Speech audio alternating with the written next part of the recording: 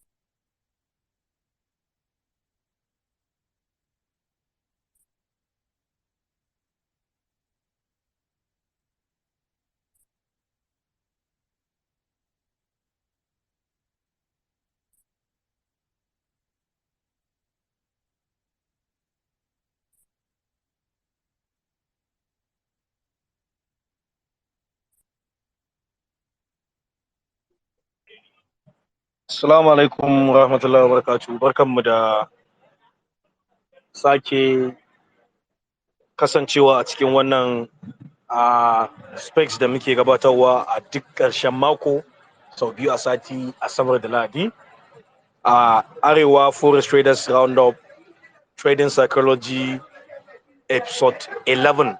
Yau muna kashi na 11, wanda cikin yadda ubangiji yau Allah ya sa mun yi wani babban kamu. Hatsanmu ta yi mana kamu na babban bakonmu da muke tare da shi, wato Amnesty FX, CEO na Amnesty FX Academy. A bako babba yana kusa, yana jin ma a wannan lokaci. A dan jinkirin da na yi saboda na expecting na speedo zai zo.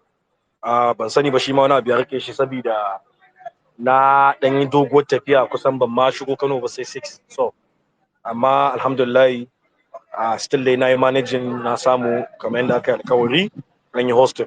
So duk da dai na yi sauri na gabatar da bakonmu, still za mu so mu ƙara ji daga bakin shi, wanda insha Allah yau za mu ji tarihin gaba ɗaya, wato tafiyarsa daga farkon farawarsa kawo nasarar da ya samu.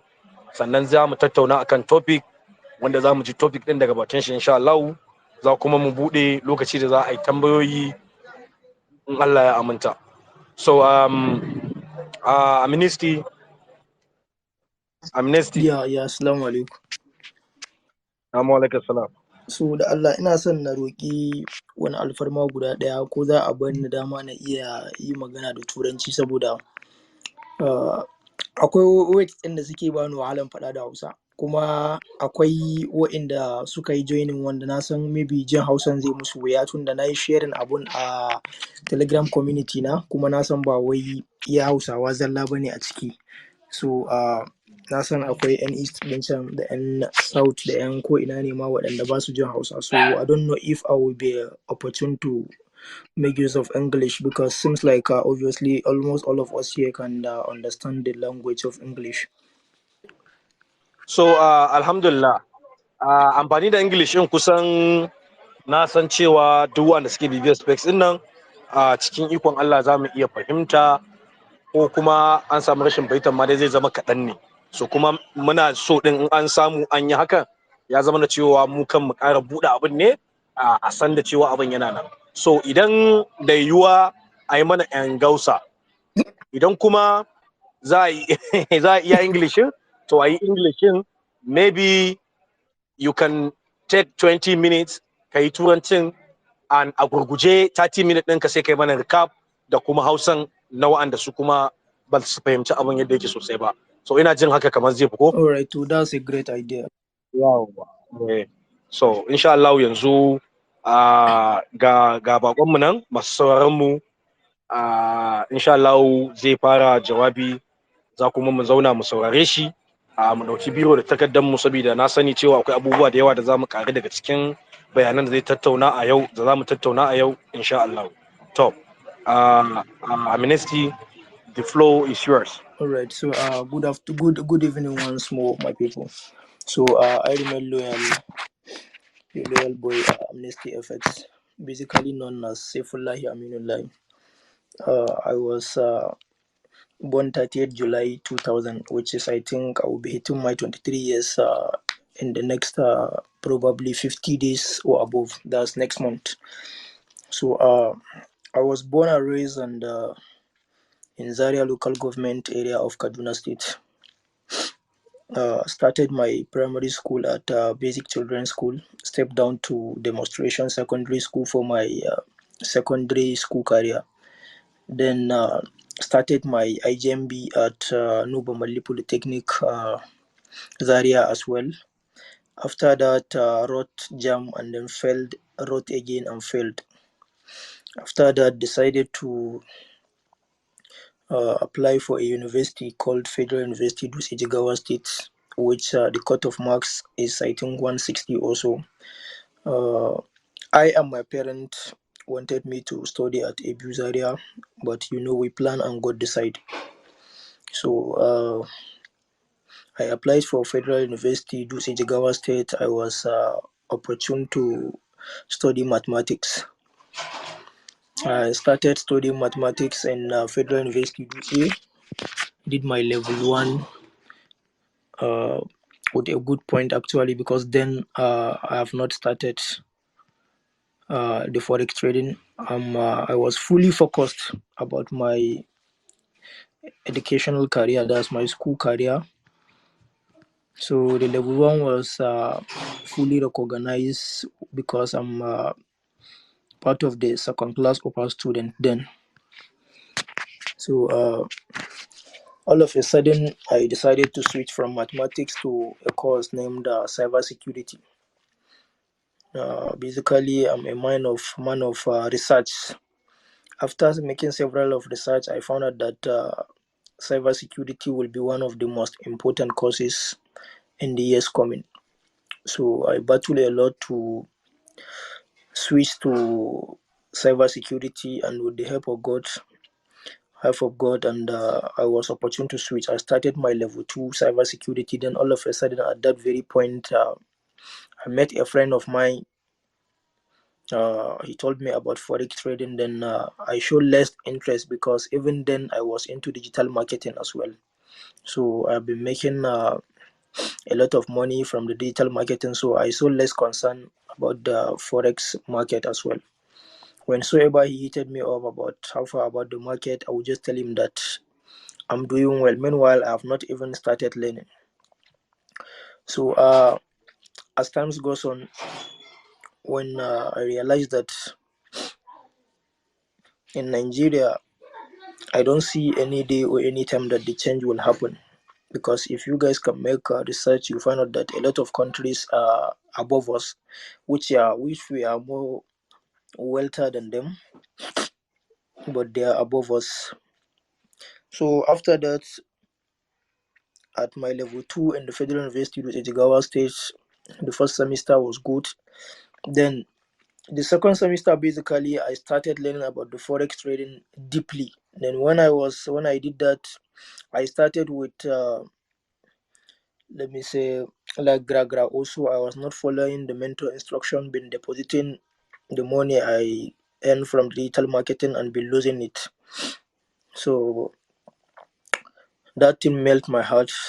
I was totally burnt and then decided to even drop out from the school. So when I decided to drop out from the school, I stopped going to the school. I would be in the Jigawa State, but I wouldn't visit the school. So the second semester was full of condemn. Imagine someone reading 4.3 CGPA. All of a sudden, the second semester, I think I was around 1.8. So since then, I know that my academic career has come to an end. Then I focused fully about this forex trading because the money I lost in the market actually, when I say it here, a lot of people might even think like I'm lying also. At my first year of trading career, I lose money which is more than $15,000. You understand? Which is more than 10 million naira converted to Nigerian currency. it melted my heart, which lead to some sickness and all of that. But with the help of prayer and the motivation I got from a mother, I still keep pushing and non-stopping. So after that, I started learning forex trading the hardest way as well, following mentors back to back. Paying for mentorship. As far as I check on your online profile picture and then your online status that you are making money from the market, I will make sure that you are my mentor. I will make sure that you are my mentor. I have a lot of people which I look onto as mentors, but when we started, actually, because I have a lot of knowledge about the market because of paying of several mentorships. But whensoever I meet another mentor, I will learn one or two things from him, and after that, I will find out that what he will be telling me, I've already heard it before, so I will just quit from him. You get the point. So basically, it was I think last year September. Since last year has been a great year to me. Actually, that's when I started being profitable in the forex market. I started seeing several changes. After seeing my CGPA at 1.8 in Federal University, I decided to even leave the country in general. So I moved on to Lome Republic, where I studied crime management. Basically, the reason why I like studying courses that are very dangerous is because I want to be dangerous as well. That's why even in the forex market, I'm a professional risk taker. I like taking risks with life and all of that. So I graduated in Federal University last 3 months. And at Harris University Togo last 3 months, where I study crime management. So I think this is a brief history about me. Then they asked me about my forex journey. So actually, it has not been easy, man. It has not been easy at all. And all of us here know that the forex market is not easy as we look out the chart, the bullish and bearish candle movement. No, it's a full game of psychology. But at that very time, I don't even know that I have to build the psychology first before I can even put more effort on the chart. I was just focusing on the chart, trying to mark out the support and resistance, which I used to see a lot of traders doing so. So basically, the forex market has dealt with me to the extent that I can't even sleep, I can't eat. But because of dedication, sacrifice, and hard work, this is where the market brought me today. And I don't wish anyone here to suffer like the way I did in the forex market. I paid several mentors, which I was scammed and all of that. There was a mentor I paid to teach me how to trade BTMM strategy, that's beat the market maker strategy. That's the way the market makers traded. I paid that guy, I think, about 2.5 million naira just to teach me how to trade BTMM strategy. You get the point. The guy just sent me some PDFs and then blocked me up. I have no way to connect with him.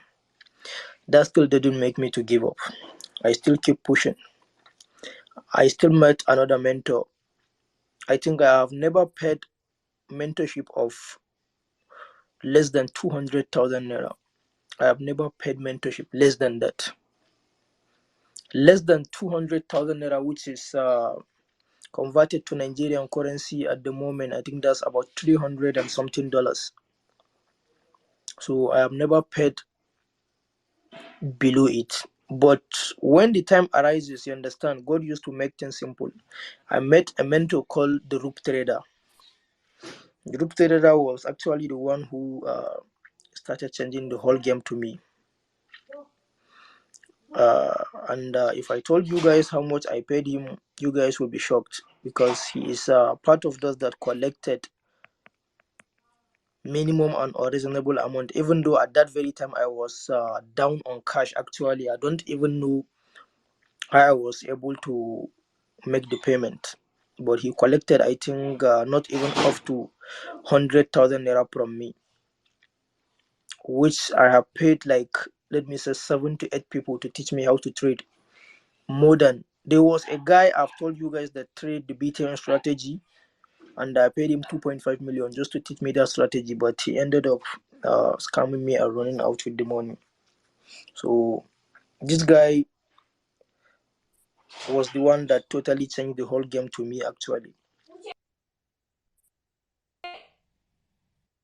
Strategies, you get the point. As once I look at the chart, you understand? Once I look out into the charts, their chart, I used to understand what they mean because I know it very well. I know the ICT, the SMC, the BTMM, the price action, the Falcon. I have almost 60 strategies on my own head, you understand? But I combine the whole six to form my own strategy. That's the Falcon. I named the strategy after my name because of the sufferness I've faced in the market. I name it as Amnesty FX strategy. If my students are here, they can testify. We don't trade like any other person in the whole world. Everyone's strategy is different. You can't trade like Umar Khan, you can't trade like Speedo, you can't trade like me, you can't trade like Ismail, you can't trade like Luca Brazil, you can't trade like Mo, TB Vibes. Everyone has his own personal strategy. You can't even trade like your own mentor. Even your own mentor have something which is very personal to him, which it's only him that can make use of that. If you make use of it, you end up losing money. Some people make use of break and retest and make a lot of money, but if me myself that I'm speaking use break and retest strategy, I must surely hit stop loss. That's what I put at the back of my mind, and that's what works for me. If I trade break and retest, I must surely hit stop loss. Thus, I must surely lose money. As far as I trade something beyond or above or below my strategy or outside my strategy, I must surely lose money. I must surely lose that trade. That's why you find out that in a week, it's hardly for me to even find much more trade because I have some confidence that if they are not well solid, well gathered, I don't used to take the trade. And if I waited for my own setup to be ready, it's hardly for me to lose onto the trade. A lot of you guys know.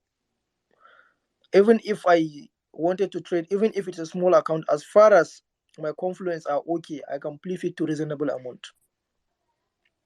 You understand? That's just the power of consistency and dedication. As far as you are consistent on just one single thing, you'll surely make it out of that thing. That's what I believe on, and that's what is working for me. No strategy that is not working in the whole world. All strategy you are seeing works, and all strategy you are seeing pays. But it depends on what you believe on. The whole life is full of belief. If you believe on this is what will work for you, it will surely do. If you believe on this will work for you, it will surely do. So, and that belief is also part of your own psychology. You understand? It's also part of your own psychology. So, I think this should be my third year in the industry. The first year was full of lessons because there is no regret, only lessons. So the first year was full of lesson. Then the second year was profitable year, which I even started my mentorship then. And this is the third year, which is also moving very fine and smooth. So I have uh, I have taught like 430 students so far through online from the day I started mentorship till date. Till last month, sorry, not till date, till last month, I have about 430 students with their record. And I can beat chest and tell you that if you can research, I can even see a lot of them here. They are all millionaires now. I, I don't want to call names because of the security of the nation, but I can see some of them here. They are millionaires. When I say millionaire, I don't mean someone that have just 1 million or 2 million in his account. No, more than that. And they are all young people of maybe 15, 16, 17, 18, 19, 20, 21, 22 years highest. because the old people I teach are few. I all teach young guys because I focus more on the youth. That's where I focus more. So I can beat chest and tell you that out of the 430, 310 are millionaires now. This is something I have researched on, I have asked, I have a proof of, and these people are not just within the Nigeria. No, man, we have grown more than that. Outside the country, here, Nigeria, home, I have students outside the country as well, different nation. I also have some student. I have some student that I communicate with him with Chinese. I have him. If to say this, I can share my screen. I could have shown you guys. If he sent me a message, I have to go and use translator and translate, and then respond to him. This is just the power of dedication, because this is what I choose to do. This is what I have passion for. I have less interest in government work. You understand? I have less interest in government work. So that's why I dedicated and sacrificed all my time on the Forex market. So whatsoever the Forex market pays now, it has not paid what I paid. I don't know if you get this statement. Duk abun da market take biya na yanzu ko take bani bata biya ni abun da ni na shuka mata ba, ko zan ce ko na me, ni kaman ka samu gona taki a ce ta baka albarkan gona.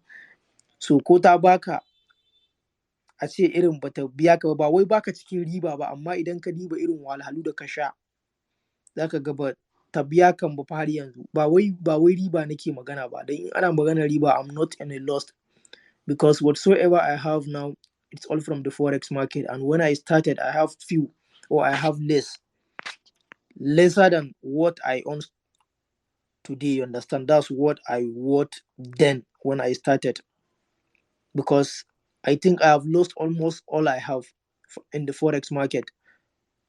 You get the point? I lose almost all what I have in the Forex market before it started paying. But when it started paying, I can reach $5,000 in a single trade. I did that several times.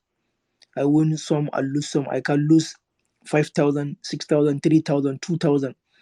So just think with your own mind that someone who can risk 3.5 to 4 million in a single trade, it's either a win or lose. 50% probability win, 50% probability to lose. How much did the market pay him before? So this is not a one-day job. This is not a one-day job, man. It took several years of dedication, sacrifice, time, patience, emotion, everything, man. Everything. Because when I was beginners into the market, I can still remember that whensoever I open my eyes, even when I can't even say that I used to sleep. Sleeping doesn't exist then. The whole goal, the whole dream is how to be a profitable trader, how to check onto the chart and analyze before I can put uh uh 5 trend lines on my chart, followed by horizontal right rectangle, array, row, arrow, just trying to analyze the market. But as I'm speaking to you with just near looking, I will tell you that this is what I'm expecting at the market at this point. And if I can predict, let's say 10 trades, like 7, 6 will follow that direction without even missing. Probably I might miss 4, 3, 2, 5 at times. You get the point. But as far as I'm concerned, I'm still a profitable trader, because the wins are much more bigger and wider than the loss ever. Because the losses are just few actually, which they are even very countable. You can just count them when you check into the record of your previous history, previous trade of a month or a day or a week. You can just see that the loss are just like very small actually. And I have some record which I have breaks, you understand, which I don't know, because I used to post my result, but not all of them. I have some record that I might call them like a personal record, which I did to my own self, that I do not see so far anyone who break, even though I'm not a fan of checking people's profile and all of that. But I traded $50 to $5,000 in 6 days. I traded $20 to $2,000 in less than 24 hours. So a lot of this has happened because I can still remember even when I wanted to leave the country, uh, the school fees I gathered, actually I blew all in the Forex market. But I was very shocked at that moment. How do I even lose this money? That is it that God don't want me to go or what? I lose the whole money. I lose it in the Forex market in less than 24 hours, which I think is almost up to $5,000, which I can't even delete that record yet now. I still have the record of that. I still have the screenshot of that day, man.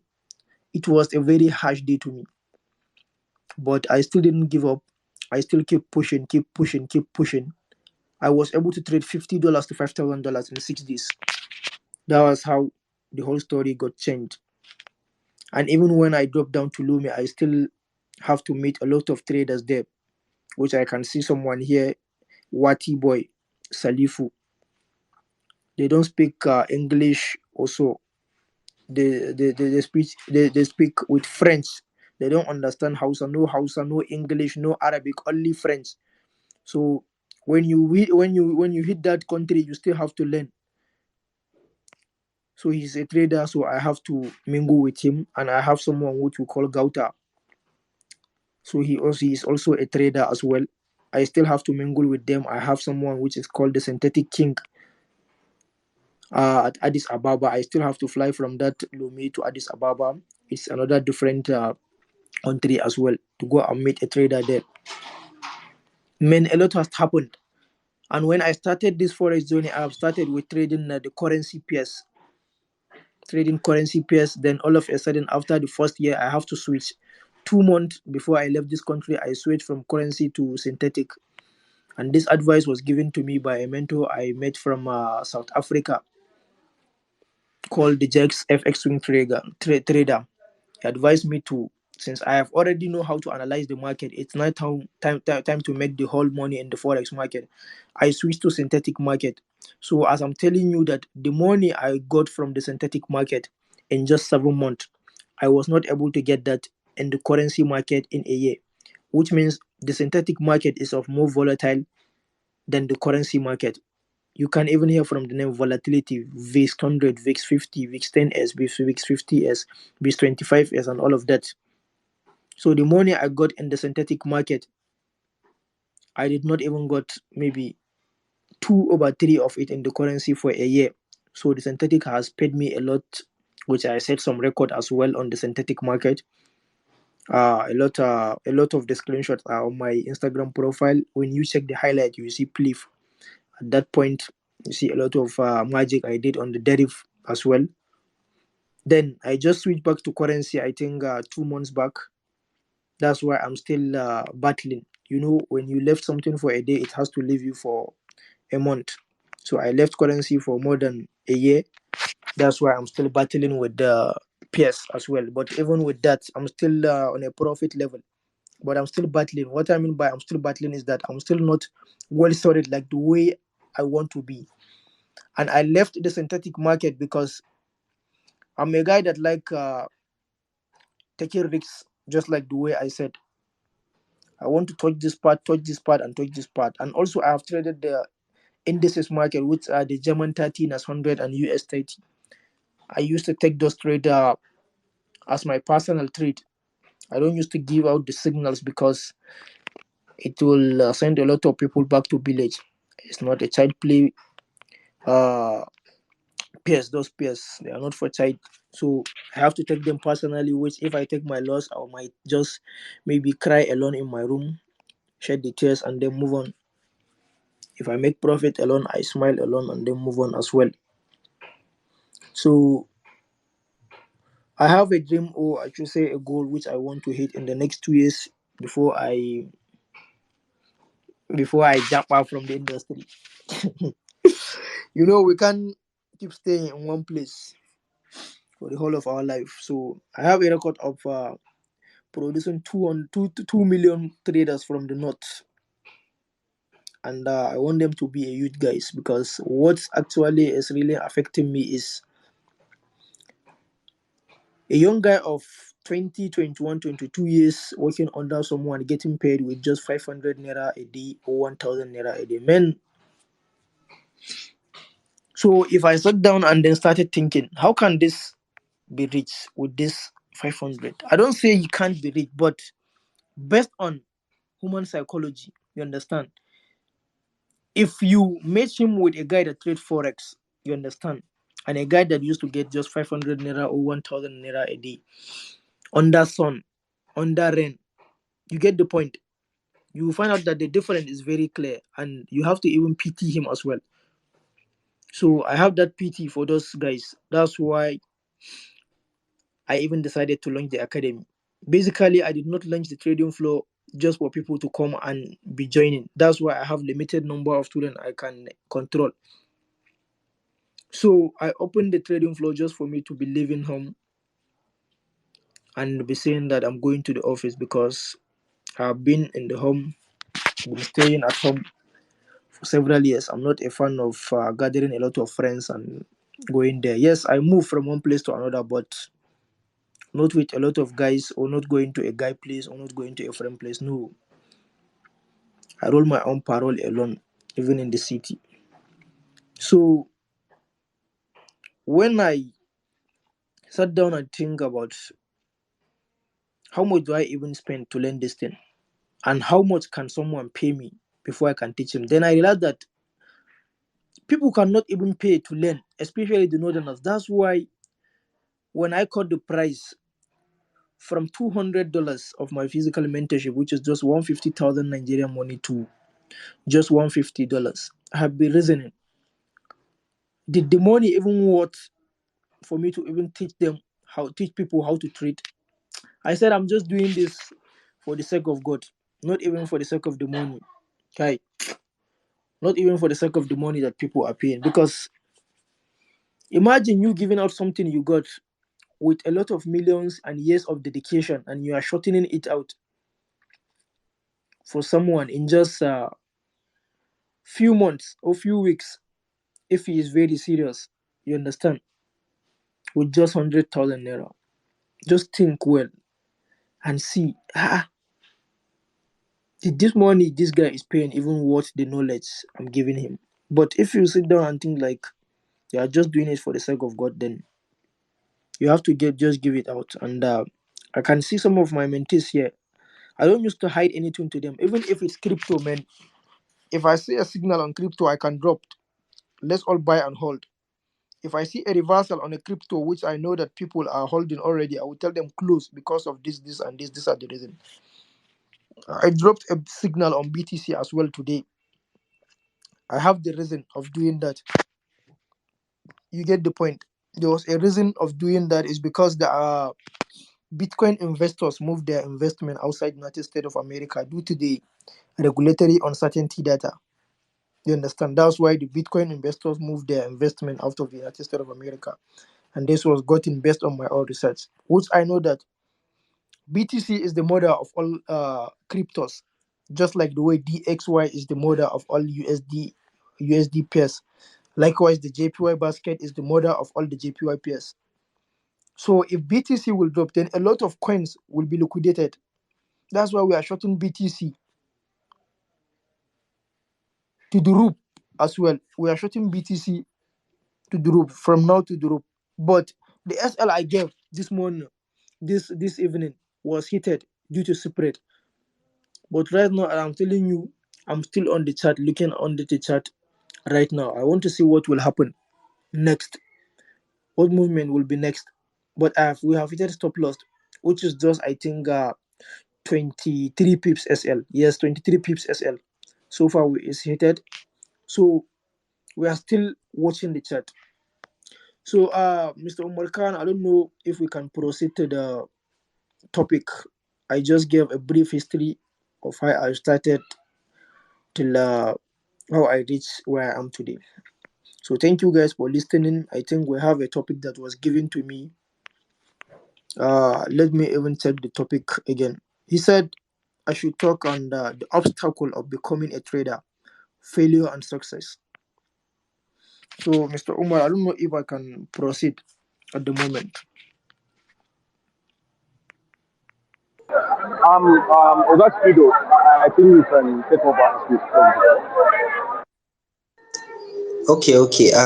Mr. Umar messaged me that he is a road and he couldn't speak at the moment. Maybe in a while when he is able to reach home. But I will take over. And in a nutshell, actually, your story is really inspirational.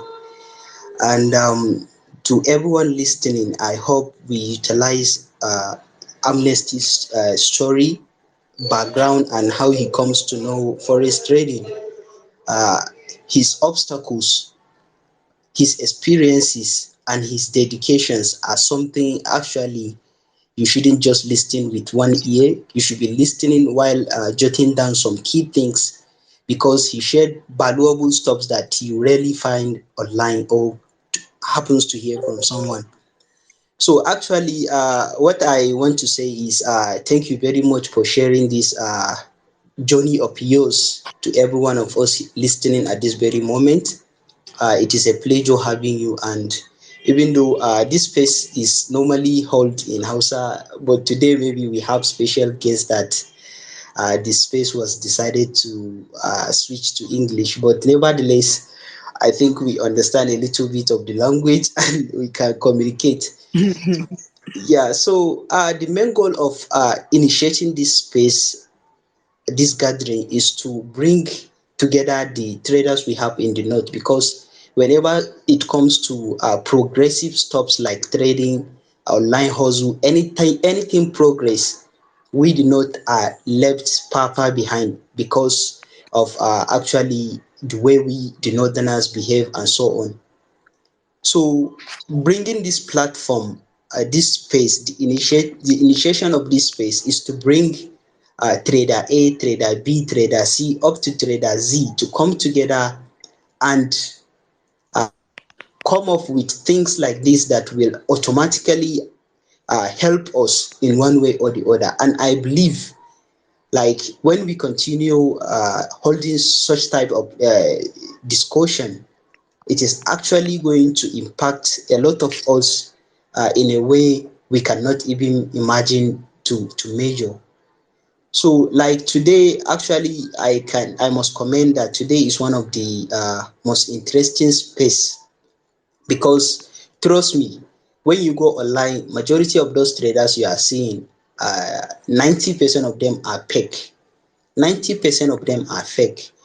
They are just selling dream with their Lambo and so on, but deep down they are not profitable. So anytime a profitable trader is telling you his journey, how he failed before he succeed, that thing is invaluable, is priceless. You need to listen with an open ear as well as open heart because in the very meantime there are a lot of traders that are at their verge of struggling. They are at the level where they are losing money. They are at the level where they are struggling with finding consistency, finding the right mentor, finding capital, and so on. So you need a lot of motivation. No need to mention, you need a lot of motivation plus the proper orientation. So this short story, or I say this detailed story, because it's detailed story of amnesty, is indeed enough to motivate a lot of us in this very space, as well as is enough to give us a proper hits of what to do and what to avoid while coming off as a trader. So this is not intended for me to say something regarding my journey or whatsoever. No, I am commending Amnesty for this inspirational and motivating story because there are a lot of people when they start this journey, the moment they lose $100 and they lose again another $100, they will just give up. So this is to tell you this business is not for the fainted heart. This business, you need to be extremely strong person, spiritually as well as mentally. for you to be able to conquer and become somebody in this industry. If you are faint-hearted somebody, you can never succeed. Just imagine a little boy of under 25 years old lost over 15 million naira, that is $15,000. Just imagine, while millions of youth from the north we know, they are unable to be making 50,000 per month because of the mentality we have. Everyone believes you need to graduate from the university, get a job and make millions from the job, or you need to go to physical market, battle with the market, and then become rich and make millions, which the money is actually online. So just imagine, a lot of people outside of trading, when you tell them like, I Speedo, I lost 1 million naira last month or last week, they will not believe you. Oh, this is Amnesty, he's under 25 years old, he lost over 15 million naira. A lot of people will just look at you somehow because they will never agree. And even if they agree, they will just consider you as someone who doesn't even know what he's doing. They will just consider you as gambler, because majority of people from the north consider forex trading as gambling or something of the sort. So just imagine a boy under that age coming off with such struggle, losing a lot of money, and then finally he conquer all that and become successful in this field. While we know a lot of you see a guy of 30 years old in Nigeria who never see 1 million naira. This is very common, majority, millions of guys. So what I have to say here is forex trading is the way, guys. If you are losing money now, do not give up. This is just a story.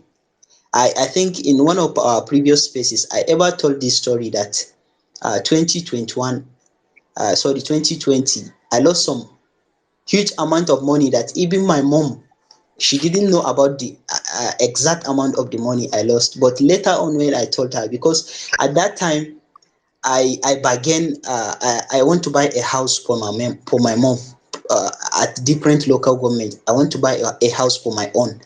So we went to the brokers, we talked about two houses, we finished negotiating and everything. But at the end of the day, I take that money, put it into trading. I began to lose the money consistently until I blow the money. And something surprised at that time was I was very good technically and fundamentally, but the psychological aspect is something that held me back. So all these type of stops happened, upon which, if you are not a strong person, you could have given off so early. But when you stick around, when you believe in the process, when you believe that one day this business is going to pay you, then definitely that business will pay you, as far as you never give up, and as far as you find the proper information, the proper mentor, the proper knowledge, and the proper mindset. Then definitely, if you stick around, you are going to conquer and emerge successful trader. So Amnesty, thank you a lot for this for your contribution. And yes, indeed, we have a lot of questions. We have a lot of Sorry, questions. sorry, Oga Speedo, Yeah, sorry for and interrupting you. I think I Sorry, haven't I even missed you. Sorry, I'm late to you. speak Sorry, about guys. what's it called, Hello. about topic given to me. You Hello? understand? Because a Hello. topic was given to me that I should speak on the obstacles of becoming a trader, the failure and success which we do face before someone can be called a trader. So actually, there's a lot of obstacle we Hello, face, guys. Can you hear and me? then there's a lot of obstacles, a lot of obstacles actually. So the first obstacles is from our parent actually. This is the number one obstacles. The number one obstacles comes from our parent. Sorry So interrupting you guys. Can you hear me? obstacles abun da ake nufi shine wani matsala ne, menene abun da ya so ya hindarin ɗinka, menene abun da ya so ya dakatar maka da Hello? Hello. tarihin oh, what the fuck. Obstacle simply means what try to hinder you about achieving your dream or your goal.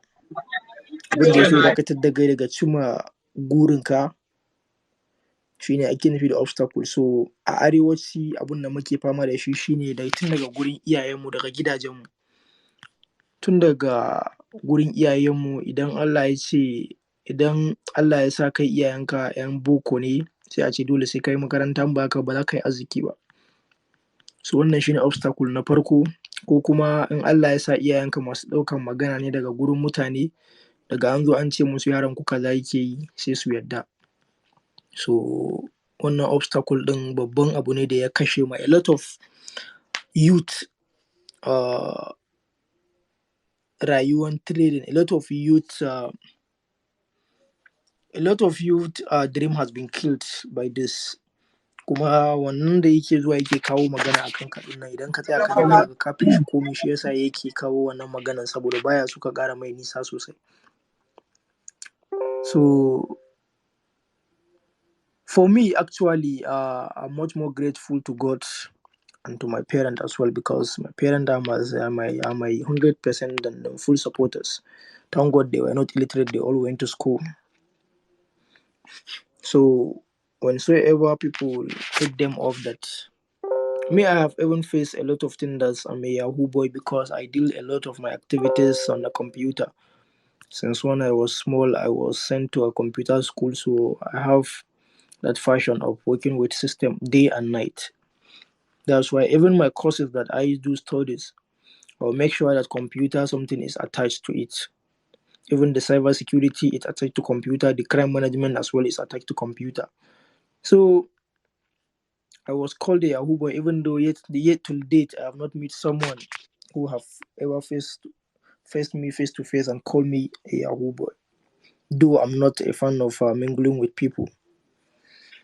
So abun da aka yi ta cewa a unguwanmu ana cewa ina damfara, ina Yahoo, ina meye, cutan mutane nake yi online, nake samun kuɗi.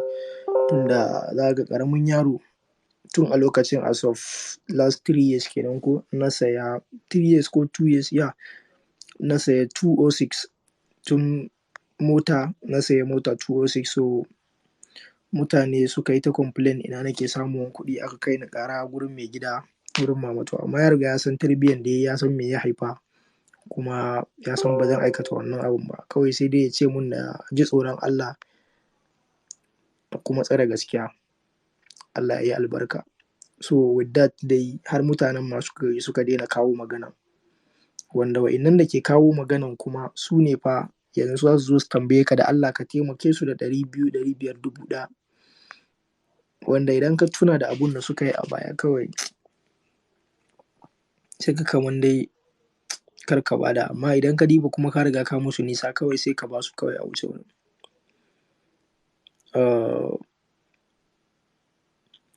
The number one obstacle shine muka ce parent, sannan sai number two obstacle shine son kai. Allah yi ɗan Arewa yana da son kanshi, magana ne na gaskiya wannan. Dan common example a kaina, na ga illan son kai. Da farko da aka ce na biya kuɗi na koya, sai na ƙi biyan kuɗi, na je ne deposit, na sha mamaki daidai gwargwado. So ɗan Arewa yana da son kan da idan ka ce ya biya ka kaza ka koya mai abun nan, ba zai biya ka ba. Zai iya gumace har ya je. Kaɗan warwarewa masu saurara, me kake nufi da ka sha mamaki? Yawwa, na ce na sha mamaki da na yi son kai shine market ta yi mun rashin mutunci daidai gwargwado. I was drilled by the market, man.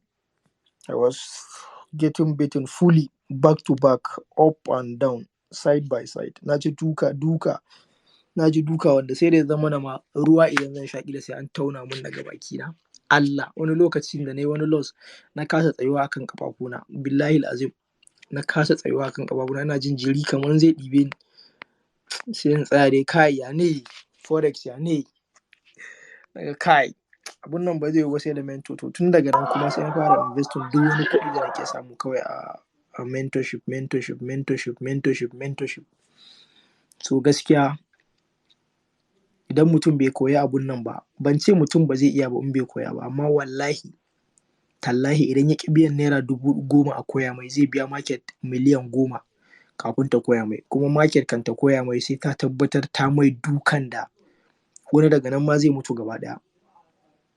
To shawara a nan ya rage ga mai shiga rijiya, sai ka tsaya ka diba shin ka biya mentor ya koya maka abun da ya koya a shekara 2 ko shekara 3 cikin wata ɗaya, ko a'a ka gwammace ka bi irin yanda mentor ɗin ya bi shi ma wahalan da ya sha na shekara 3 nan kai ma ka ɓata shekara 3 kafin ka iya.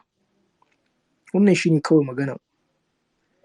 It's either you paid a mentor to teach you what he knows for 3 years in a few months, or you choose to learn from the market for that same 3 years that your mentor spent and learn. So to me the best idea, inda a ce yanzu ne zan fara koyon trading na san wannan abun kawai tun farko ba wani wahala, zan je na looking onto wanda na san this guy is really doing good, kawai na biya shi duk abin da ya ce, ko tambayan ma sauƙi ba zan ba. Saboda idan ka tsaya ka diba za ka ga masu tambayan sauƙin nan fa sai riga sun yi depositin abun da ya ci uwar abun da ake tambayan su biya a mentorship ɗin nan a market kafin su zo su fara tambaya. Wani ka sa kuɗin mentorship $200 amma wani ba zai biya ba, ya gwammace ya depositin 50, 30, 20, 20, 100, sai ka ga in ka duba in ya tura maka straight record ɗin shi ka gani ya yi losing over $2,000, $1,000. Amma in ka ce biya ka 200 sai ya ce maka yanzu ko hanyar da zai samu naira 100 bai sani ba. Sai ka mai dan Allah. Idan ka yi mai dan Allah in ya zama profitable sai ya biya ka. Wallahi tallahi akwai waɗanda suka same ni na koya musu trading dan Allah, ko su biya ni wani abu irin a ce ina trade mentorship a ce 100,000 sai wani ya ce yana da 30,000, ƙila ɗan area ka ne ko ya san ka ko me, ka mai idan ya zama profitable zai baka ko zai maka balancing. Wallahi tallahi wani yana fara zama profitable ya manta. Akwai wani yaro wani abu da ya taɓa faruwa mu da shi, ya ce mun na koya mai trading, lokacin da yaron nan ya zo har kuka ya mun. To Allah ya sa ni ba mutum bane mai irin yawan canja waya ko rasa chat. Ina ba ku labarin ya kai shekara 1 da ya mun chat, ya bani wahala yaron nan kafin ya iya trading. Na sha wahala, ba dare ba rana yake mun questions, komi sai da na mai dalla dalla. Yaron nan kawai ya zo, strategy da na koya mai ba da shi yake amfani ba, to ni a lokacin na price action, shi sai ya je, amma na san da abun da na faɗa mai da shi ya je ya yi amfani har ya iya growing nashi strategy din, sai ya koma yana amfani da SMC. Sai yaron ya zama profitable trader. Akwai wani rana after irin a year na tabbatar ya zama profitable, na tabbatar ya zama profitable, sai na mai message, sai nake ce mai kayya, sai na tun da gaskiya mun daɗe ba mu ƙara yin message da shi ba, sai na mai pointing, na duba chat ɗin mu can na mai pointing, sai ya ce min ai wai shi tun da ya yi joining ɗina wai sau 2 ya taɓa shiga class ɗin. Na ce a'a guy, check this chat man, all this thing happens between us, ta yaya ka ce min sau 2 kaza ba za ka yi balancing up ba kenan. Gayan ka fa ƙiri da ido ya ce ai shi fa bai san wannan ba. Na ce a'a, daman ni ma da wasa nake ma, kawai na bar maganan kawai aka wuce. Wallahi ina faɗa muku. So shi yasa yanzu idan mutum ya zo ya ce ka mai koya mai abu zai biya ka, kawai ka mai dan Allah, saboda wannan biyan man iska ne, kawai ka mai dan Allah kawai ka wuce. Amma in ka ce za ka mai wai dan zai biya ka a gaba ne, wallahi za ka sha mamaki. Wani zai nuna ma bai taɓa ganin ka ba, wallahi wani ko a hanya za ku haɗu zai nuna maka bai taɓa ganin ka ba. So a lot of this happening. So, and what I believe on is that there's no anything regret in the whole Forex market. Babu regret. Babu me regret da Hausa? Babu da na sani. Sai dai lesson market ta koyar da kai. Ko kana da mentor akwai abun da dole sai market ta koya maka. Mentor ka ba zai iya buɗe ƙwaƙwalwanka ya koya maka komi da komi ba. Akwai abun da dole sai market ɗin ita da kanta, ita ne za ta koya maka. So a yayin da market ɗin take koya maka wannan abun, za ka tsaya ka yi paying attention ne, kar ka ɗauke shi a matsayin regret, ka ɗauke shi a matsayin lesson ne. Shi yasa ake cewa we are forever student of the market. Failure ɗaya ne nake gani shine failure wanda ya fara trading ya daina, wanda ya yi losses a market saboda losses ya daina, wannan shine failure. An ce na yi magana akan success and failure. So the main success is getting it done. In dai ka fara sai ka ƙarike, in dai ka fara sai ka gama. Getting it done, that's the main success. Duk abun da za ka yi a market ɗin in dai baka gama ba, in dai farawa kawai kai baka gama ba, so babu success a ciki. Sannan kuma babu failure da ya kai dainawa, giving up. That's the most failure, ina ga wannan abun guda biyu da gamawa in ka fara da kuma give up gaba ɗaya, dainawa gaba ɗaya, in aka fara yin bayanin su filla filla sai mu iya kai kwana 3 mu gama ba. Amma in brief shine in dai ka fara sai ka gama, shine success ɗinka. Nasaranka shine da abu shine in dai kai ka tabbatar ka ci moriyan wannan abu tukunna. Faɗuwanka kuma shine ka ce ka daina saboda wani wahala da ka sha ko wani me zan ce ko wani asara da kai, shine faɗuwanka. Yanzu kamar ni da nayi losses wancan kuɗin da shi Speedo da yayi losses wancan kuɗin da zai siya ma maman shi gida, inda bai ci gaba ba da shine ya faɗi. Amma yanzu in kuka diba maybe ba gida ba, ila gidaje ya siya mata, ni ma kuɗin makaranta na ne, ba makaranta maybe bayan makaranta nayi wasu very important abubuwa. So faɗuwa shine ka ce ka daina, babu wani maganan dainawa. In dai ka shiga kuma market ɗin nan da kuka san cult haka abun yake, in dai ka shiga ka shiga kenan fa. In dai ba wai tabbas ka faɗin bane, amma in dai ka shiga to ka shiga kenan, babu wani maganan sauran tafiya. Kowa nan ya san yadda forex market take, in dai ka shiga to ka shiga kenan. Ko sallah kake yi kawai kai bullish and bearish kake gani. Wallahi akwai lokacin da na taɓa jin wani wa'azi aka ce ana so mutum na yin sallah ya zama complete hankalin shi yana gurin ubangiji, ya manta da komai a duniya. Kawai sai na gane ni na fi ƙarfin shekara 2 ma sallah na ba su wucewa shi. Saboda ni da na tsaya daga gurin sallah ma lokacin da nake harkan coin trading ɗin nan, kawai lissafin market nake. In na buɗe position ne kafin na fara sallah, kawai lissafi nake yi. In market ɗin nan ta taɓa stop loss zan ƙona kaza, in ta yi hitting profit zan yi kaza. Ina yin wannan profit ɗin ga abun da zan yi da kuɗin ga kaza. A sallan nan zan yi analysis.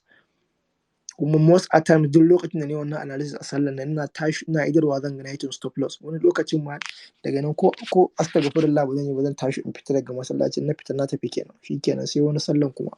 Amma dai bani fashin sallah, bani fashin sallan, kawai dai nakan ji zafin abun ne. Sai wani lokacin naga kaman to ko Allah baya so na ne da dai sauransu dai irin abubuwan nan. Kaga wancan arne ne yana yi kuma yana making profit, amma kai musulmi kana sallah kana duk abun da ya kamata na musulunci, amma kana yi kuma kana jin wahala. Ba wai Allah baya son mu ko menene bane, wallahi ba haka bane. Allah ya fi son mu ma, amma the right time shine in dai right time ɗin yayi, so zaka ga abun kai da kanka zaka gani in dai right time ɗin yayi.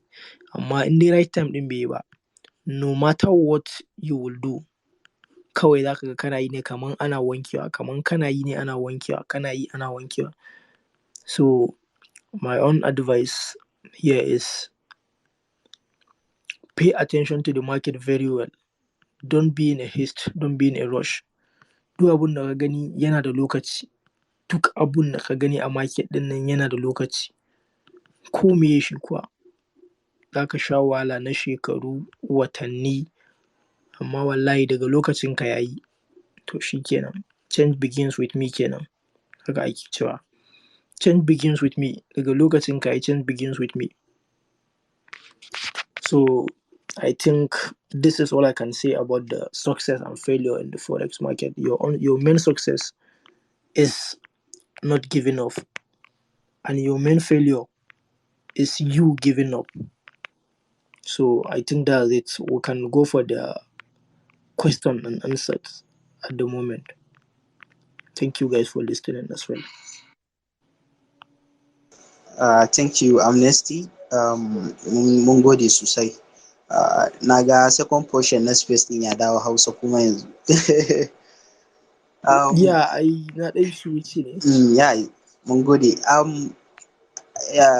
Akwai maganganu da kai wanda they are very important. Na farko idan muka yi highlight akan abubuwan da kai mentioning concerning obstacles naka. Abinda traders kowa ya kamata ya sani cewa kowane profitable trader ka gani has his own obstacle. Kuma it depends da how long it takes. Wani yana iya overcoming obstacles kamar yadda kai bayani suna da yawa, tun daga kan acceptance a gidanku. Wani gidansu za su ce ai wannan ba business bane ka daina. Wani kuma obstacles nashi gidansu sun ansa, amma kuma yadda za ka samu proper knowledge din, saboda there are a lot of educators wasu su da a scam. Yadda za ka samu proper one wani abun da yake shan wahala kenan, har sai sanda Allah ya dace ya samu proper information din, proper knowledge. Sannan sai kuma a zo obstacles na bacin ka samu knowledge din yadda za ka zama consistent trader, saboda kamar yadda muka sani ko ka samu knowledge din you need to discover wasu abubuwa da kanka. Mentor ba zai, kamar yadda Amnesty ya faɗa, mentor ba zai buɗe kwakwalwanka ya saka maka ilimi ba. Akwai experience in da market ce za ta baka, babu wanda a duniya zai baka.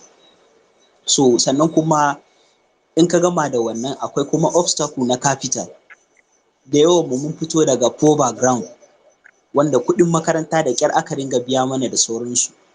So wasu za ka ga Allah ya taimake su ta wani dalilin sun samu capital, wani kuma sai kaga ana ta gwagwarmayan ba a samu capital ba. Even though yanzu an zo stage ɗin da in dai if you have the skill da ƙaramin kuɗi za ka iya leveraging kai scaling journey naka ka mallaki capitals, misali kamar irin su farm, kamar normal ma za ka iya trading da ƙaramin kuɗi ka kai su wani babban kuɗi. So capital ba wani babban matsala ba ne in har mutum yana da ilimin, yana da skill set da experience ɗin. Capital yanzu ya zama abu ne mai sauƙi a wajen trader, tunda yanzu in ka je farm da $50 za ka iya mallaka account in a matter of 1 to 2 months ka wuce, wanda za ka ga let's say a shekara ɗaya sai ka ga ka mallaki $50,000 ko $100,000 account. So akwai obstacles da yawa. Sannan kuma abin da za mu fuskanta kamar yadda Amnesty ya faɗa mana a labarin shi, kowane trader akwai nashi, kuma akwai pace ɗin da kamar yadda Allah ya ƙaddarta kowa akwai lokacin da yake zama wani a rayuwa. Da haka is very important ka fuskanci cewa in kana shan wahala a trading, ba wai Allah ne ya tsane ka ba, ko kuma ba wai ba za ka zama wani wata rana ba. A'a, haka tsarin komai yake a rayuwa. Ko a university ne, wani zai zama first class, wani zai zama second class, wani third class, wani kawai yana probation. No matter how he try, sai Allah ya tabbatar, sai ya yi ƙoƙarin gaske, sannan kuma Allah ya ƙaranta zai fita, sannan zai zama wani. So haka rayuwan yake. To amma one thing for sure, a kowane abu kake, kowane facet na rayuwa, in dai har ka zama dedicated, ka zama kana da hope akan wannan abun and you are hungry for it, kuma kake addu'a, to definitely za ka zama wani akan wannan abun da kake. Sai dai kamar yadda na faɗa, kowa akwai timing nashi da Allah ya ƙadarta. So in kana asara yanzu, ka ƙadarta cewa wata ran za ka asaran nan, ka ci gaba da pushing, amma dole sai ka yi pushing in the right path. Idan kana jin ƙyashin ka biya a koya ma, kamar yadda Amnesty ya highlighting, akwai wanda zai zo maka ya ce yana son Forex, wani sai ya ma screenshot na account din shi ya ce oga asara nake, account ina $1,000 amma yanzu bai fi $200 ba. Amma a cikin wannan kuɗin ba zai iya cire $50 to $100 ya biya a koya ba, saboda mindset din mutanenmu mindset ne da yake kamar na Pi network, suna son duk abubuwan banza. In Inksme ya zo yau, my bonus ya zo, Inks Nation ya dawo, wallahi mutane sai sun ƙara saka kuɗaɗen su, saboda suna son abun banza. So mindset ɗinka dole sai ka canja shi. You need to understand cewa you have to sacrifice your money, your time, kafin ka zama wani a kasuwan nan. In kana dodging, like you cannot pay a mentor, then that is for your own. Amma ka sani cewa if you have the proper mentor and you have the proper knowledge, journey ɗinka is not going to take long kafin ka zama profitable trader. Kuma kun ga kamar yadda Amnesty ya faɗa muku cewa like almost every strategy works. Tunda ya magana like shi ya yi developing personal strategy na shi. If you wish, za ka iya zuwa ka zama BTMM trader, za ka iya zama supporter resistant trader, za ka iya zama ICT trader, whatsoever. Amma abun da ake so ya zama cewa no matter strategy ko concept da ka ɗauka, abu ne wanda kai focusing, ka ba da time naka kai mastering wannan. Sannan at the end of the day, mentor da ya koya maka, dole akwai wani abu lokacin da kai mastering wannan, wanda za ka ga kai da kanka kai discover on top of abin da ka koya daga wajen mentor naka. So waɗannan abubuwan su ne abin da suka saka Forex trading ba wai na lazy person ba ne gaskiya. Sai ka zama jajirtaccen mutum. Asara za ka iya rage asara ba kamar yadda mentor ka yi ba. Misali, idan amnesty ya yi asaran so amount, kai ba lallai kai a wannan asaran ba kuma za ka iya zama profitable trader, amma how? Na farko ka kiyaye irin mistake da ya yi a baya, ka gane ai. Sannan na biyu, ka saurari abun da ya mai da shi ya zama profitable trader, kai following wannan fast ne. Ba a ce ba za ka yi asara ba kwata-kwata, amma kuma asaran ka ba zai zama as much as his ba. Suffering naka ba lallai ya zama as much as his ba, in as much as you listen and you do the needful. So wannan shine. So a lot of people, wani zai faɗa maka, even though naga a story naka baka yi mentioning irin cakwakiyan da wasu traders suka yi passing through ba. Wani zaka ga ba kuɗin shi ma kaɗai yake asara ba, wani kuɗin mutane yake ansaye musu account managing ya asara, a zo a yi ta cakwakiya. Wani ka ji har gidan bursu. Akwai guy ɗin da na sani kuɗin sojoji ya asara, da aka kai shi ga durum ya daɗe har aka manta da shi a gidansu, kuɗaɗe manya tun a shekarun baya. So kowa akwai story nashi. Like ni personally ban taɓa trading da kuɗin wani ba. God so willing mun samu kuɗi a crypto kamar banza, saboda duk wanda ya crypto 2020 ya san za ka iya saka $100 from nowhere, baka sanya aka yi ba. Shitcoin yanzu sai maka times 100 to above. So wani kuma za ka ga ya baka labarin like shi da ya fara yana ganin kamar ya iya, ya je ya anso kuɗin wasu ne ya saka ya ƙona. So duk wannan you don't have to pass through that. Ko da kuɗinka ne ko kuɗin mutane ba za ka ansa kai wannan asaran ba, in dai har ka samu proper education. So all the time knowledge, kamar yadda bature ya ce, in ka cire wannan menene learn kafin kai any. Learning din nan ba maganan ƙarya bane, ba maganan wasa bane, is paramount, is very important. Sai ka passing through wannan. So dole sai ka canja mindset naka. Yes, you must learn and you must pay your mentor. Saboda like ni last year na yi kokarin koya mutum 100 Forex kyauta. I started, only 5 among them are serious. Later on 95 of them are not serious. Saboda whatever you give for free, gaskiya mutane ba sa daukan shi valuable. So mutane suna daukan abubuwa for free, for granted. So you need to know, like dukan mu ba mu koyi Forex a kyauta ba. We pay in dollars. Our mentors ba Hausawa bane, ba su jin Hausa. Yawancin su ba 'yan Najeriya bane. So dole sai ka canja wannan mindset na neman komai free signal. Like I lost a lot of money from free signal. Za ka je ka biya signal. A lot of signal providers, irin Instagram traders ne, sai su turo muku signal sell gold. Kana zuwa kana selling in seconds, sai kaga sun turo maka profit, why gold is moving 30 pips, wanda kuma ƙarya ne. Fake signals. Before you know it, you blow this money. So all that ba shortcut. You need to pay. You need to follow the process. So akwai maganganu da ya faɗa da yawa, kuma gaskiya mun ji daɗi sosai. Like last week akwai baƙonmu shi ma da ya yi magana a space na Profam Salim kenan, shi ma ya yi sharing valuable abubuwa wanda kamata ya a ce dukanmu kowa ya ringa taking note da wasu abubuwa, da kuma sauraron wani abu domin ka gyara ko kuma domin ka yi amfani da shi for your own benefit. So alhamdulillah, Oga Umar ban sani ba dai ko ka kai gida, amma before then idan akwai wanda yake so ya magana, even though I know a lot of us akwai wanda suke so su magana, direct question ko kuma duk question din da za a yi da Allah a channeling ta zama related to topic din da ake discussion a yau. So duk wanda yake son magana zai iya indicating, insha Allah sai mu ba mutum mic, in ya so ko 5 minutes sai mutum ya magana.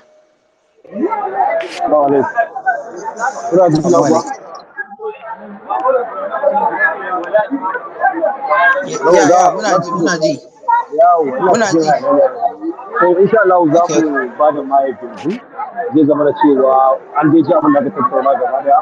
Wannan question ne zai zama za ka yi shi da lokacin abin da aka tattauna, amma da wata son da aka kirci ya kai wa sakonmu, shi ne yana jin ka, sannan kuma he is ready to answer your questions yanzu haka insha Allah. So abin da muke so shi ne kada mutane su kai lokaci an ba ka Waye ne yake yin sannan kada magana? mutum ya ina cikin hayaniya ne, so kada mutane su kai lokaci, You kada can as kuma well type the question. You can type the question. Oga Chido, you can take over. Duk wanda yake zan ba su mic. Ya, akwai wani Haidar na ga ya turo request, za ka iya accepting. In kuma mutum cannot magana a mic zai iya typing, then sai mu karanta. Under the space kenan.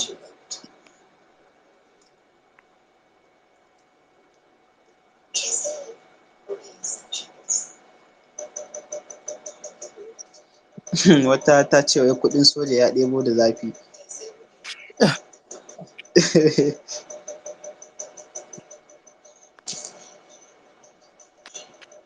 Yeah, Oga Umar, like I'm not co-host, I'm just a speaker. Sabida ɗazu ban accepting my network na ta yi rawa.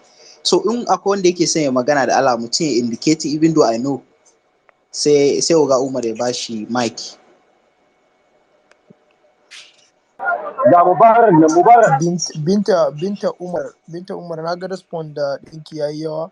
So ban sani ba ke are you a trader ne ko ya abun yake?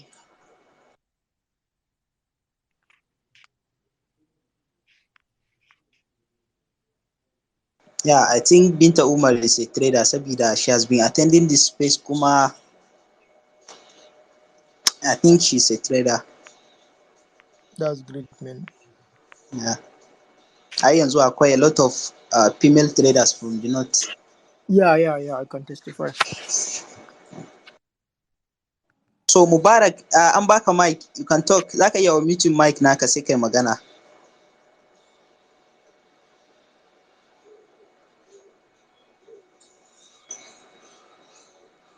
Okay, maybe Mubarak is not ready. Time is running. Please, duk wanda yake son ya magana sai kai indicating sannan zamu ga.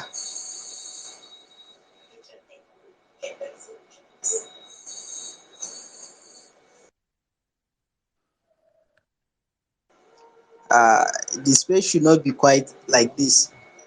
Amma alaikum salam. Yawa barkan ku dai. Yawa barka. Mas Fido da Malam Umar, gaskiya it's been a while ina ta bin wannan space in yau dai alhamdulillah na samu an bani daman yin magana. Dan gaskiya I'm inspired da naga wannan space, ban taba sanin akwai ma mutane a Arewa haka da suke son daga abun trading ba haka. Da yawa na daɗe ina ta neman irin yan Arewa wanda za mu yi supporting juna mu ɗaga abun ne mu kai next level haka. So yasa dai to da yake dai na san ana da yawa yanzu abun mutane da yawa suna so su koya, in na zo space in ga mutane da yawa. To gaskiya kuma more respect to Mr. Malam Umar, Mr. Faruk, dan ranar da ya fara zuwa kamar like 3 ko 4 weeks ago, ni ma na shigo naga har yake magana, naga ɗayan Yobe ne garin mu ɗaya, naga experiences ɗin da yake da shi da contribution ɗin da ya bayar sosai. Wallahi ban taɓa sani ba, so gaskiya dole shi host din mu dinnan Umar Nuhu, gaskiya ban taba sanin akwai ma wanda ya sa kwazo a abun nan haka ba, dan na san shi ya gama koya, ya gama komai, yana so ya daga abun ne to next level. To wannan abun sai kuma speedo psychology ka da ya experience din da yadda kake kokarin yi wa mutane bayani din kai ma, wallahi ma respect wannan abun. Karin da yin ta kawowa na failure da waye duk wallahi in gaya muku na ci kwakwa a abun nan kafin in zo wannan level din. Saboda ni gaskiya ni kadai ne wannan hanya almost over 5 years ina struggling wannan abu, wallahi har na zo wannan level ni kadai ne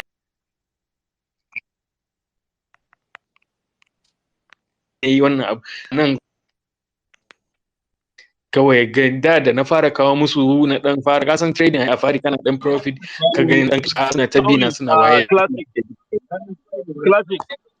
ina ji yawa kana ji na na sa ka yi min so kafin mu fara kisa ne magana, so that we will invite you as our special guest, sai ka zo kai mana sharing experience. Yanzu time ne na yanzu da muke son question, or maybe if you have anything to ask amnesty about watta abin da ya faɗa mana, yes shine, so that DM me, then we set it up, then you come and as our special guest, we give you respect, you discuss, you tell us about your journey. no problem, ya kan mai kyau. To ba Saboda yawa time ne mutane amnesty din dan briefing abin. So na amnesty gaskiya sofa maganganun ka tun azuma ni kafin ma a wannan din ga yayin magana a wani ya mention akan maganan ana ce mai dan scam da su wani waye, to tun wannan lokacin ban ma sanin zan ganshi a space anan ba. So abu ɗaya da nake so in yi maganan ma to kawai zan ce shi kamar mu Nuhu da su waye ya kamata ma yanzu a ce mu zauna yin avoiding irin wa'annan abubuwan na our lifestyle din, ka gane irin wannan abubuwan. Wani maybe ka san kuma ga two heads is better than one. Shawarwarin da zamu bayar yadda za ka muna so wani koya mutane din mu ba su psychology din cewa kar su biya wa irin wa'annan maganganun, su yi focusing akan trading. Dan ni kaga da ina abu na bibbiya wa irin wa'annan maganganu duk wallahi ya sani failure sosai, irin kar a ce kaza kar a ce din nan. So gaskiya da shi wannan guest din da ya kawo wannan magana na ji daɗin wannan magana, yadda kaga ya ignore kuma Allah ya taimaka da yace baban shi bai yi wani addu'a kawai yace yayi focus ne ji tsoron Allah and all. So irin wannan abun ni na ji daɗin irin wannan abun. Kawai all I want to say din ba kawai mu yadda zamu growing abun Arewa after koya musu din, we have to put our heads together saboda mu saba mu ce kamar muna da pattern in yadda in ka zama trader gashi abin da zaka yi, kar ka zo wani kokarin burge mutane, kar ka tsaya jin me mutane za su ce. Focus on your trading. So shine abin. So our host kai da kace dai kawai ba time, bari wasu su yi magana din, za mu yi magana DM. Speedo, much respect dukan ku sauran, nice meeting you all. Insha Allah we will grow together. Nagode. Sunana Abdulrahman.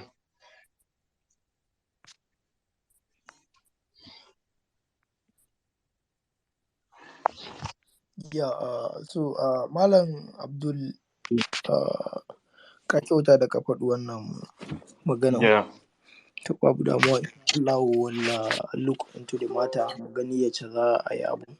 So kuma akan facing matsalolin gidan nan, a yanzu haka a trading floor dina na yi encountering matsaloli irin haka. Akwai wani yaro da ya ce yana son ya register, sai ya gaya ma baban shi, saboda ni in ka zo ka ce za ka yi sai na tambaye ka gaskiya daga gida yaya, saboda abu zai yiwu ka zo kana yin abun nan babu albarkan gida ba, sai kaga abun kana yi baya tafiya. Tunda ni ina so na koya maka abu ne ka iya ka ci moriyan abu.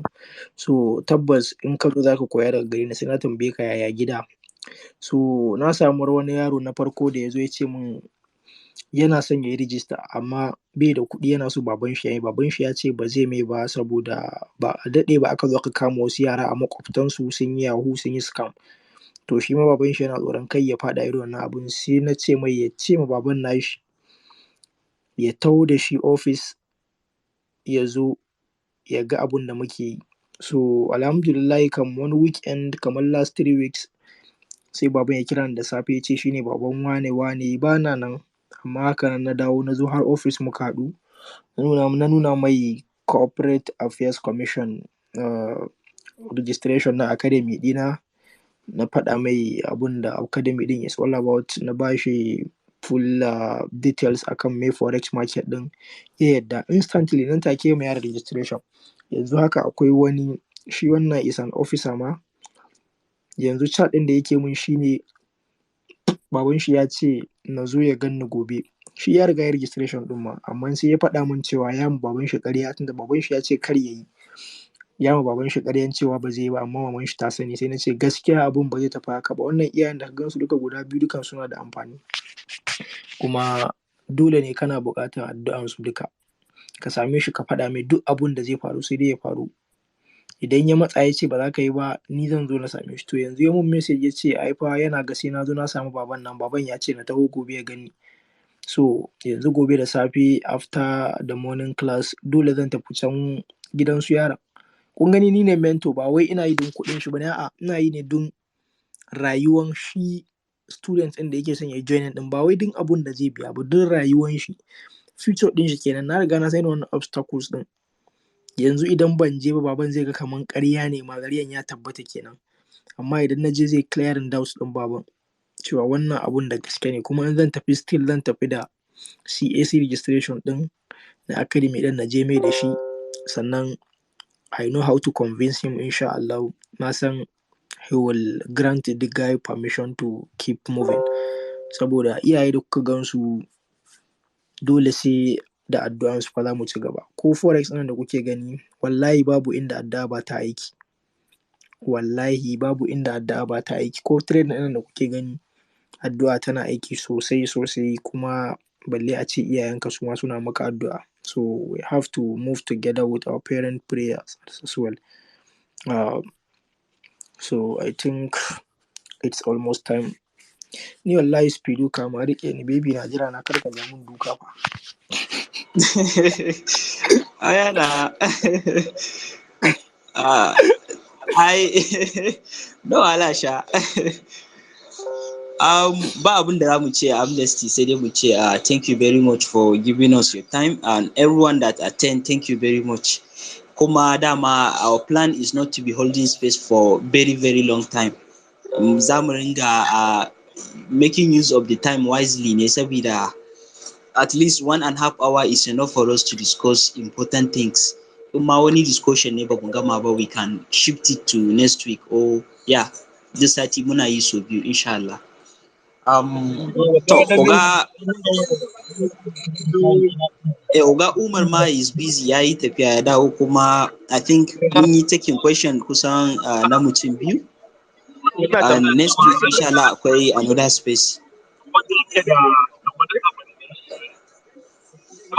Ba da mu, Allah ya kai mu.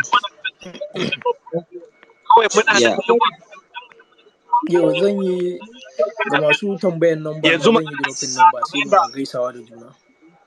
Okay, yeah. Kuma they can DM you directly. Yes. And duk wanda yake da okay, na ji kamar Oga Umar na magana. So yanzu magana ce da za a zo a wayar da mutanen. Reception nashi is bad gaskiya, ba a jin me yake faɗa sosai. Na yi dropping number na, so duk wanda yake son muna gaisawa, you can chat me up and I will surely add you guys up. Thank you guys. I think I'm signing off right now. Thank you guys for listening. All right, thanks for coming. Inshallah mu ma in the next 5 minutes za mu round up, kuma anyone da yake da suggestion na topic ko kuma wani area da yake so a ringa tattaunawa, ko kuma wani da muke ganin like supposed to be here, wanda za a invite shi. I told you a nan Kano I know a lot of traders, ba muna maganan 6-figure traders but 7-figure traders a nan Kano, I know them. Alhamdulillah akwai waɗanda I'm in talk with them, zan iya zuwa in gansu da sauransu. So even though they are not online gaskiya, kuma majority they don't wish to be online ko kuma to be known by people.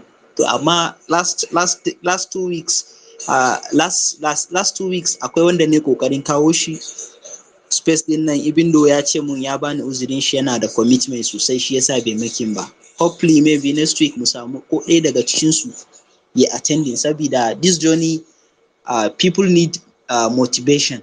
People need to hear impossibles that were made to be possibles for them to keep pushing. Sannan kuma mutane suna buƙatar shawara from more experienced traders. Akwai traders da na sani has been trading for almost 16 years yana kasuwa, so it's not easy, sun ga dare sun ga rana. Irin wannan muna ta son mu kakkawo su, sannan mu kanmu ɗin da muke ta shishigi da ɗan ƙaramin experience namu, we want to be doing this consistently, saboda at least akwai mutane da yawa da zaka ga sun biyo ka inbox ko kuma ƙasan wannan space ɗin kaga suna godiya due to in fact da canji da suke samu saboda wasu abubuwa da ake tattauna, especially abubuwan da suka danganci psychology na trading, wanda yana ƙara shafin mutane da sauransu. So duk wanda yake da suggestion ko kuma wanda kake ganin za a gayyato, ko kuma you have something to say, za mu iya gayyatan ka, za ka iya hitting DM na ko na Umar, ko kuma kai comment under wannan tweet din da sauransu. To duk za mu consider. Sannan akwai space da nake yi nima na pro farms, especially in I know a lot of traders we are undercapitalized, kuma we need to scale things off. Therefore pro farm mun san yanzu shine the way, in dai ba wai capital gare ka ba. So ina spaces akan yadda nake wayewa mutane kai akan pro farm, because I was opportune to work with many pro farms officially. Na yi aikin moderator na pro farm tun daga 2020, ina ga na kawo almost 2021 ƙarshe, na yi aiki wajen 14 months a moderator. So I have seen a lot, kuma I am a deep researcher akan pro farms, so I have a lot to say to share. regarding profam. So ina holding wannan space ne every Monday 8:30 shi ma na dare. So wannan gobe kenan. Kuma insha Allah zan yi kokari in even though muna yin shi da Hausa amma zan yi kokari in ga nayi gayyato experienced profam traders, especially wanda suke da insights knowledge akan profam, wanda suka yi aiki da su ko makamancin wannan, saboda a rage wa mutane stress. Just last week wani ya yi encountering wani issue wanda da a ce already yana da wasu basic sani akan profam da ba zai losing account din shi ta dalilin wannan ba. Is already funded amma ya yi losing account din. So all this kind of stuff dey, inshallah consistency we know is the key, even though it's not easy. Like me personally, there are things I don't like doing. Kamar I'm not fond of irin talking irin a cikin mutane da yawa sosai haka, but ni da kai zamu ta surutu da ido, but we are doing this consistently saboda mu gudu tare mu tsira tare. This space is going to be big inshallah. Wa'inda ba su attending za su zo su attending. Value da ake sharing a space din nan inshallah zai impact mu duka baki daya positively. Inshallah a lot of us wanda they are struggling now a cikin nan, inshallah very soon za su daina wannan struggle, za a finding consistency da kuma result din da ake so. And I still encourage people to not give up. Wallahi, I still tell people one withdrawal from profam enough alone, one withdrawal zai iya covering losses da kai na shekara biyu. So there is nothing to give up. If you are out of money kuma ka dogara da Forex kadai, you can find wani abu da zaka da ringa yi kuɗi na shigo maka. When Forex start paying, zaka iya dumping komai. I'm full-time trader. I'm at home. Most of the time, I do nothing but trading. So I can tell. So this is it.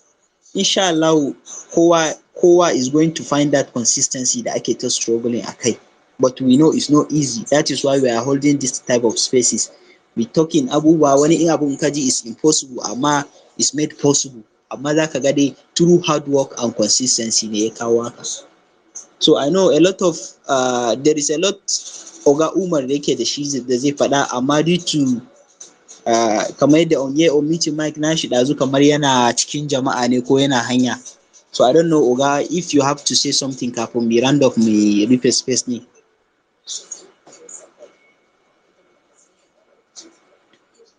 So ba sani ba ko network. Kusan yau gaskiya sai an yi min haƙuri. I don't have much to say, kuma ina cikin hayaniya gaskiya tunda na dawo ban ma samu na karasa gida ba saboda akwai commitment da suka da ni sosai, but still we managed to host wannan abin saboda consistency. This is just to show us that in the life, not only in trading, we need consistency to make sure that we succeed. So thank you so much Oga Speedo. Thank you wanda suka bi mu, kuma insha Allah haka za mu ci gaba da tattaunawa. Duk wanda muka tabbata yana da abin da zai mana sharing is open. Gida na kowa ne, burin mu don mu zo mu tabbatar da an samar da matsayin da za a taimaki mutanen Arewa, a kuma wayar da kan mutanen Arewa masu fahimci cewa me ma trading din, sannan kuma su yarda da cewa ya yadda wannan trading is worth a ce an biya kuɗi an koye shi. So Allah ya ba mu sa'a baki daya. Daga nan ina jin za mu round up, sai kuma Allah ya kai mu sati na gaba sai za mu ƙara gaito wanda suke ya kamata za su zo su tattauna mana akan labarin su kuma su ɗau topic. So ga su video ban sani ba ko da wani abu da za ka ƙara faɗa.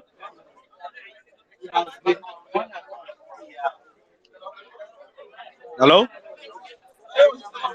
Oh, sorry sir, na yi meeting mic dina. For now ba abun da zan ce shine Allah ya bamu alkhairin trading din satin nan da zai shigo, kuma Allah ya haɗa mu da rai da lafiya a next space da zamu yi.